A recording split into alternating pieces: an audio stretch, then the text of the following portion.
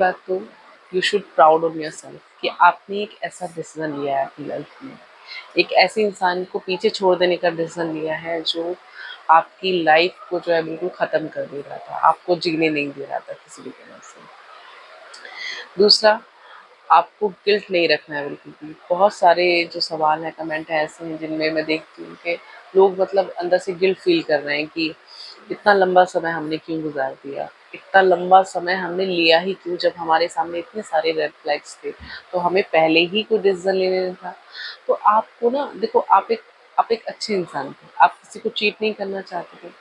और एक जो इंसान जब अपनी रिलेशनशिप को चलाना चाहता है ना, बना के रखना चाहता है, तो वो पूरा टाइम देता है भाई। वो पूरा सामने वाले को मौका देता है अच्छी तरह से। वो इंसान को पूरा मौका देता है ताकि इंसान अपनी गलतियों को देखकर उन्हें सुधारने की कोशिश करे और रिश्ते को बचाने की कोशिश करे।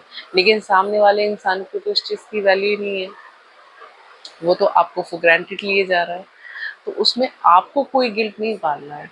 आप एक अच्छे इंसान हैं और आपने अपने रिश्ते को पूरी तरह से चलाने की कोशिश की, इसलिए आपने उसको फुल टाइम दिया। और आप वेट करते रहे कि शायद आज या कल में जो है चीज़ें सुधर जाएँ। तो ऐसा कोई गिल्ट आपको अपने अंदर नहीं रखना है बिल्कुल भी कि मैं पहले कोई डिसीज़न ले लेता। आपने जो डिसीज़न जिस वक़्त पर लिया है वही वक़्त बेहतर है आपके लिए और वही सबसे बेस्ट है। दूसरी चीज़ जो है वो क्या है कि जो नार्सिसिस्ट लोग हैं, जब तक कोई उनके साथ रहता नहीं है ना, तो उनके व्यक्तित्व को समझना बहुत मुश्किल होता है। जो इंसान ऐसे व्यक्ति के साथ में रहेगा, वही समझ सकता है कि वो किस डेप्थ एक्सपीरियंस को छू के वापस आया है। इतना बुरा हाल ये लोग मेंटल कंडीशन का कर देते हैं इंसान की कि इनके साथ रहे बिना ना इसको समझना बहुत मुश्किल है।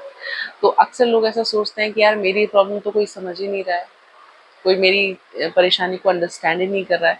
मैं किस तरह से एक्सप्लेन करूँ कि सामने वाला इंसान मुझे कैसे वर्बली, मेंटली, फिज़िकली मुझे एक्सप्लॉइट कर रहा है, मुझे किस तरह से वो टॉर्चर कर रहा है। तो आपको बिल्कुल भी ऐसा कोई टेंशन नहीं लेना है अपने माइंड में। अगर कोई समझता है तो बहुत अच्छी बात है। देखो, जो लोग जिस परेशानी से गुज़रते नहीं है ना, तो अक्सर उस चीज़ को नेग्लेक्ट कर देते हैं, उस चीज़ को इग्नोर कर देते हैं और कभी-कभी तो उसके एक्जिस्टेंस को एक्सेप्ट करने से ही मना कर देते हैं। कहते हैं ऐसी चीज़ें होती ही नहीं हैं। तो आपको इस चीज़ में नहीं पड़ना है। आपने एक्सपीरियंस किया है, आपको पता है आपकी लाइफ है, आपने एक डिसीज़न लिया है उस चीज़ को देखते हुए ही अपनी लाइफ को बचाने के लिए। तो आप अपने आप को लेके फुल्ली कॉन्फिडेंट रहिए। और अगर कोई नहीं सुनना चाहता ना, और कोई मानना ही नहीं चाहता इस बात को, समझना ही नहीं चाहता, तो आप उसे एक्सप्लेन भी मत कीजिए।